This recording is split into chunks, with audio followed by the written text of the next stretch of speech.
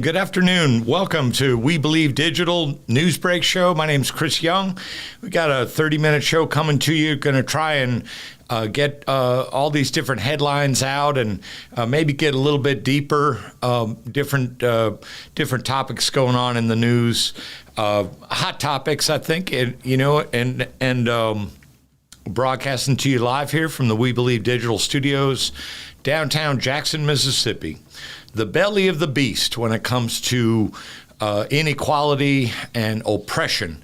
That is what goes on in Mississippi and in Jackson for sure. We Believe Digital tries to bring you all sorts of different programming, keep you up to date on the things that matter the most to you, give you lots of viewing options, different times. So hopefully when you get to see our shows, you like the shows, you share them with your friends, and drop us some stars if you can to help defer the cost of the productions. Nothing to do with the hosts, but all to do with the expenses of the staff that come here each and every day. First, I guess you got to start with the king, and the king isn't called the king by accident. LeBron James is in his 20th season as an NBA player. Got 4 rings so far this is his 20th year. So out of 19 years, he got 4 rings. 2 with Miami, 1 with Cleveland, 1 with the Lakers, and he was seemed pretty shocked, really. He told a sports reporter just a few weeks ago, until people started bringing it to his attention that he could possibly break the all-time scoring record, that he really, really had generally not been thinking about it. All these years, it's the record held for the last 39 years by Kareem Abdul-Jabbar was just so far out of reach. He just said, I just didn't, I just focused on winning games. So, but lo and behold, it snuck up, and here it is. So the other night, in a loss to the Thunder, he went over the scoring mark. So at the end of that night, it was 38,390 points. And he's accumulated all those points, what makes him the new all-time NBA scoring leader. And those points came over the course of 1,410 different games. He averaged, his field goal average over those 1,410 games is 50.5%. And, it really sticks out to me that Kareem had a higher percentage. He had like a 55 point something field goal percentage, but LeBron broke his record playing in 150 less games than Kareem had played in. So hats off to the king. They've had some. He's not in uniform right now because he's nursing a hurt foot. But they had a big ceremony day before yesterday in Los Angeles on center court. He brought his whole family. He calls them his starting 5, and he was just full of gratitude. So hats off, and certainly here at We Believe Digital, hats off to the king, LeBron James. Just amazing.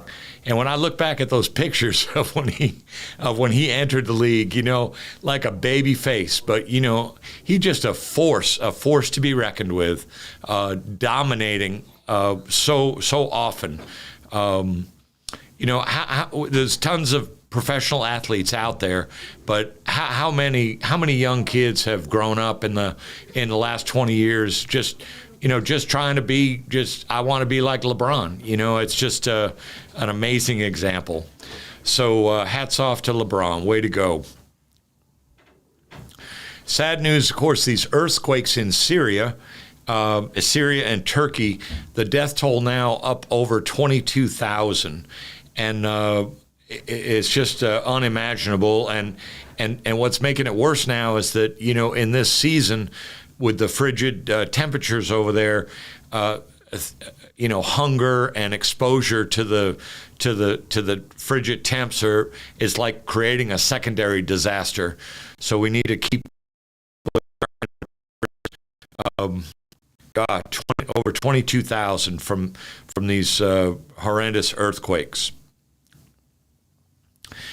Everybody's probably heard the balloon story at this time, but more keeps being revealed about this. What was said by the Chinese to be a weather balloon, kind of hanging out over Montana, and we, that's NORAD country, and so lots of things that a part of the United States defense system is in that area. And then, of course, along the eastern coast where the U.S. eventually shot the balloon out of the sky, all sorts of military bases, including Kings Bay, Georgia, very, very close to, where the balloon was shot down.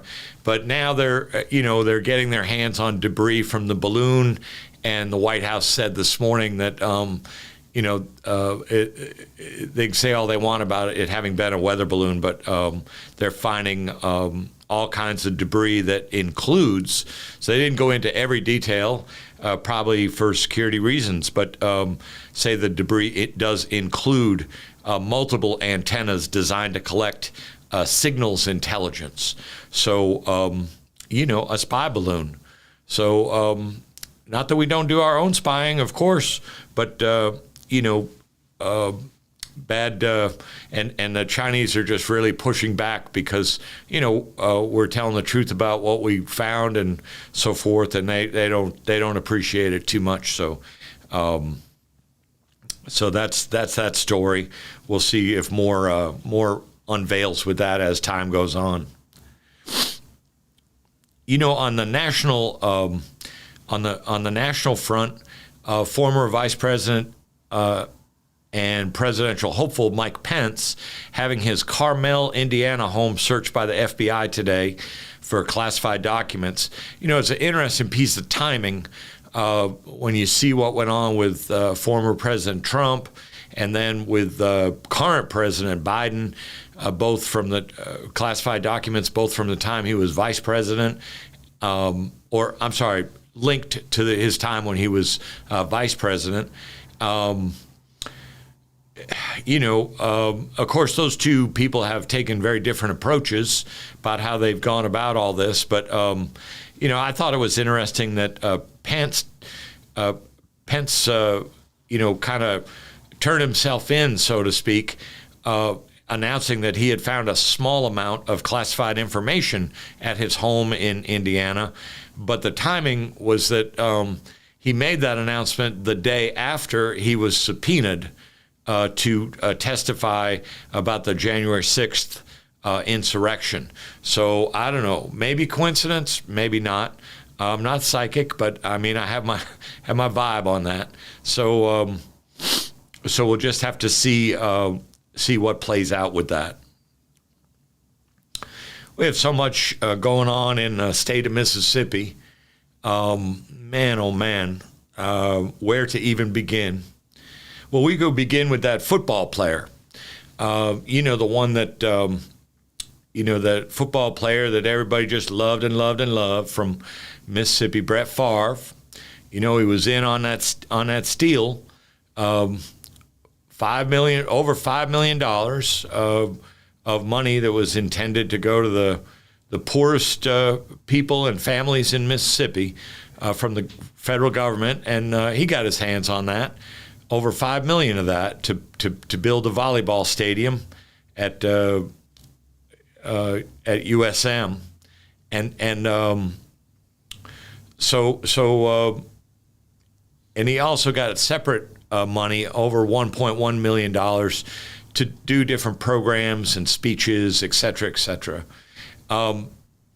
Once it was demanded that he give the 1.1 million back, he did so, but not including the interest. He didn't pay the interest. And now, yesterday, he filed suit in Hinds County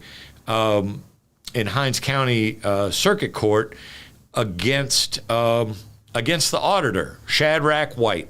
So he's saying that Mr. White defamed him by saying that he stole money from these people, and that things along those lines to gain attention. He's saying Mr. White, Shadrach White, is trying to gain attention to expand his political career. He also filed suit against Shannon Sharpe and Pat McAfee. Shannon Sharpe, a former top-notch football player, pro football player, but been part of the sports media now for years and years and years, along with Pat McAfee, another popular sports personality.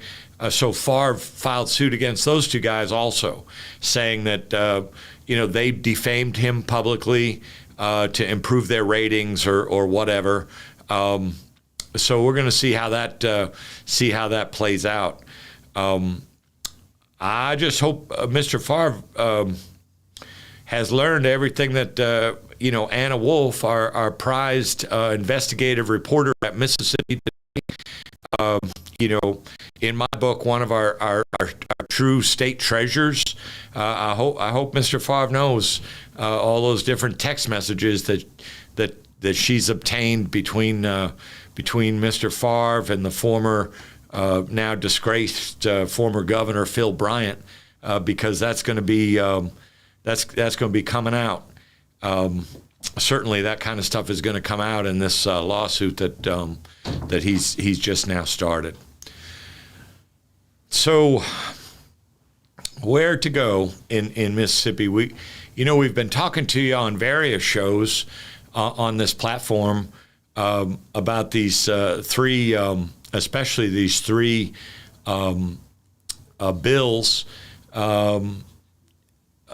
in the Mississippi legislature, HB 1020, to create this judicial district inside the Capitol Complex Improvement District, which is a 8.7 square mile essentially part of downtown, that was stood up in 2017 with the express purpose of building out infrastructure. And but now people have got it in their mind that they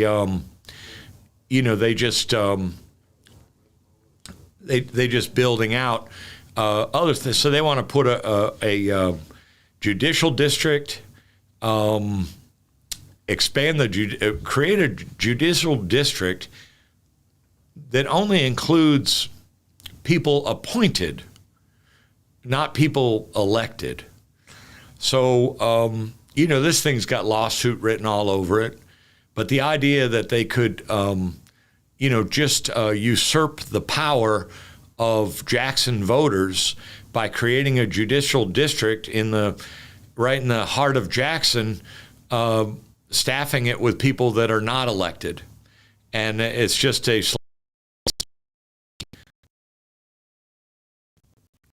to the primarily black Hinds County judges that would not, if this were to go through, would not any longer hear certain cases because they'd be handed over to these appointed judges.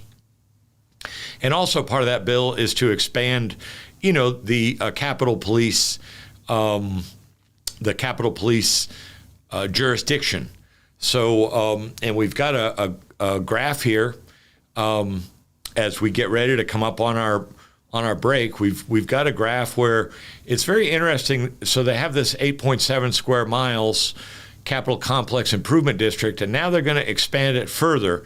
But which direction do they expand it? They expand it to the north and northeast. And, it's really interesting what that, what that encompasses in terms of our population. So it encompasses the vast majority of people that live in the area are white people. So you see that in blue. Blue in this case represents the white folks, and so in the area that's outlined in red, that's the area of the expansion, and that's where the vast majority of white people live in Jackson. So isn't that a coincidence, huh?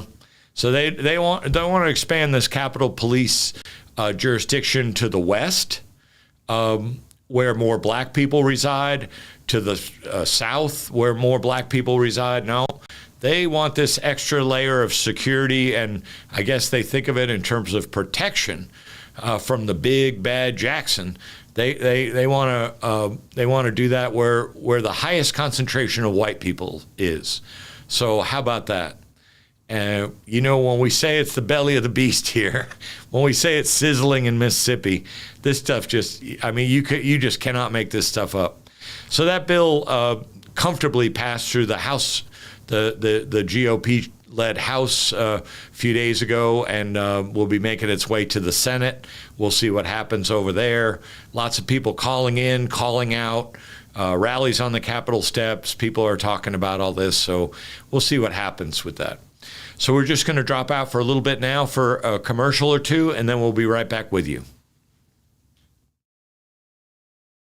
Are you dreaming of becoming an entrepreneur, but you're not sure where or how to start? At Entrepreneurs Academy 101, our online program will guide you step by step on how to start and grow your own business. We offer courses such as how to write a business plan, how to create a budget, and so much more. Our online training program is designed for you to learn at your own pace, and there's no set order to complete this program. Because our academy is online, you have the choice to learn with a group, with friends, or individually. Upon completion of the entire curriculum, you will receive a certificate of achievement to acknowledge that you have completed the training needed to become a successful entrepreneur. So enroll today to design the life that you love. Contact your entrepreneur coach, Brenda Myers, at 601-672-0695 or visit our website at www.entrepreneursacademy101.com for more information.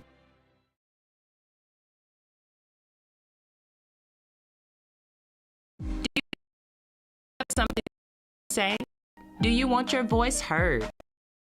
Join the We Believe Global lineup. Be the star of your own show. For more info, call 800-492-5186, option number 1, or visit online at webelieve.global.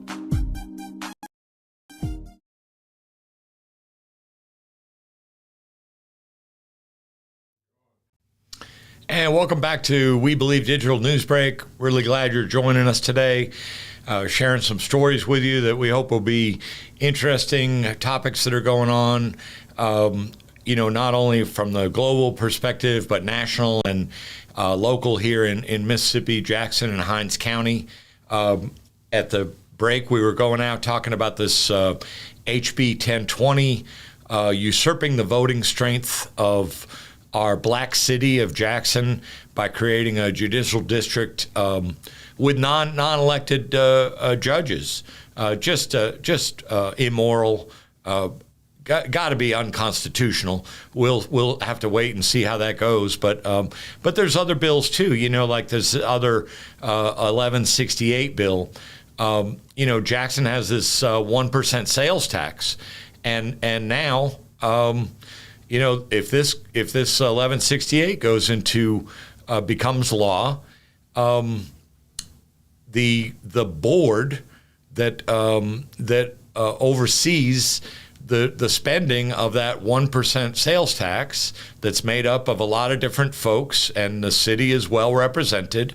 So the board will be usurped by the law, and the law is going to say that no, you must use all of for the 1% sales tax, you must use 100% of those funds for water and sewer infrastructure.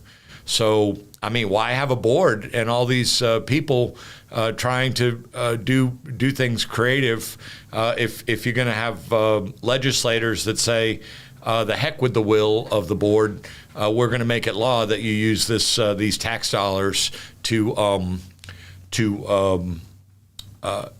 for water and sewer only. So.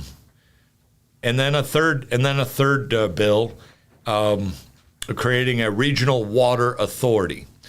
and that's House Bill 28, or is it Senate 2889? One of the two, 2889, Regional Water Authority.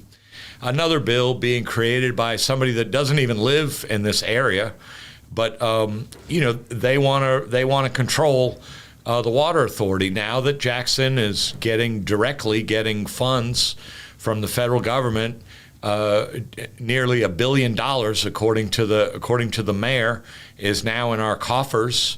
No city ever has received that much infrastructure support directly from the federal government, and now in other words, normally the funds would come through the state, but in this case they didn't. They came directly to the city because the feds know what the state is up to down here, and they're not going to play that game. So they're supporting us directly instead of sending the money through the typical pipeline that includes the state. Pardon the pun with the pipeline.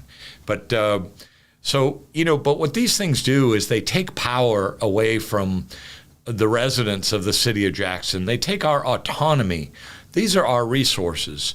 Any city that's fortunate enough to have an airport, to have a water department, to have a public schools, these are the core economic engines of a municipality, of a city. And so what these people are doing is little by little, they're taking away all of these things from the city. Just a takeover. And it's racist, as I explained earlier. And it's just so wrong-headed.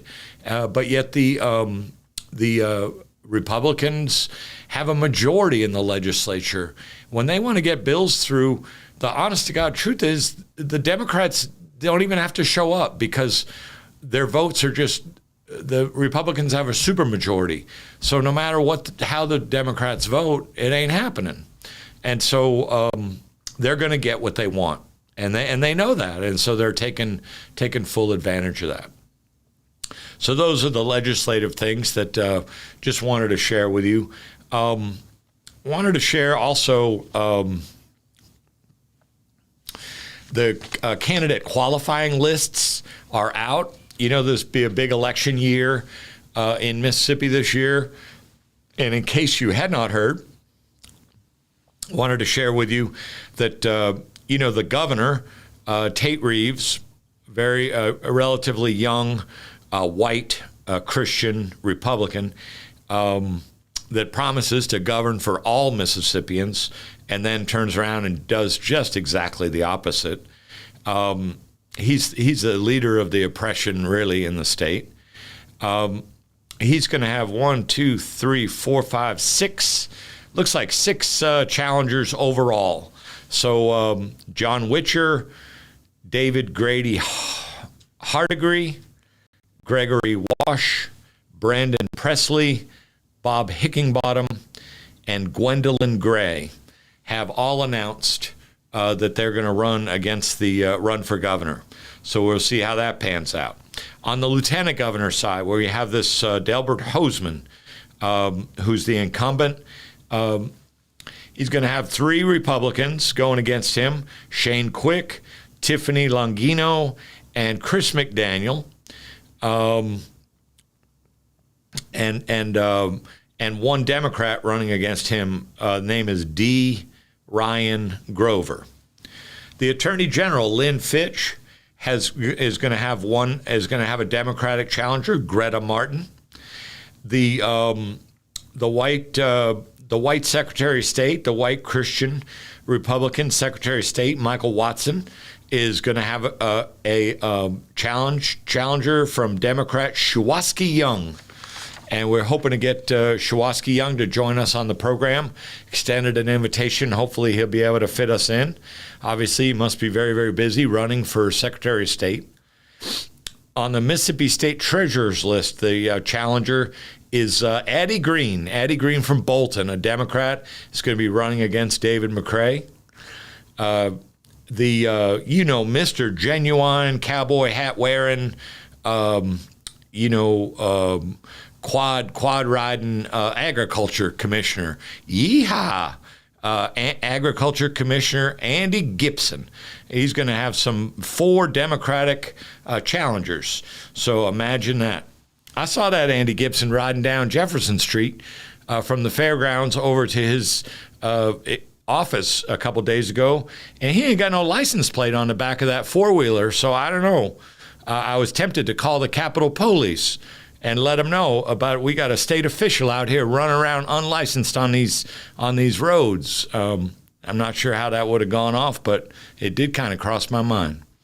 So Robert Bradford, Bethany Hill, Robert Briggs, and Terry Rogers are running for Agriculture Commissioner. State Auditor Shadrach White, he's got a Democratic challenger coming, Larry Bradford. So those are a few of the top positions. In Hinds County, there's a couple of people that aren't going to be in the Hinds County delegation. There's a couple of people that are not seeking re-election. One of them is the longest serving black female in Mississippi history. Alice Griffin Clark is not going to seek re-election. I don't have it in front of me right now, but I believe this is either her 37th or her 38th year in the House of Representatives. Beautiful woman. I'm looking forward to a meeting with her in the next few days and highlighting her for Black History Month in the Mississippi Link newspaper. So we can look for that coming out either this coming week or the week after that. Also, DeKeither Stamps is not seeking re-election in the 66th district. So we've got a lot of people with challengers, and we'll get those back to you on a different show. We'll go into detail on that for the Hinds County legislators and who's running for those, who's running, who's not running, and if people are moving around or shifting from the House to the Senate or conversely. And we'll get that to you on one of our upcoming shows.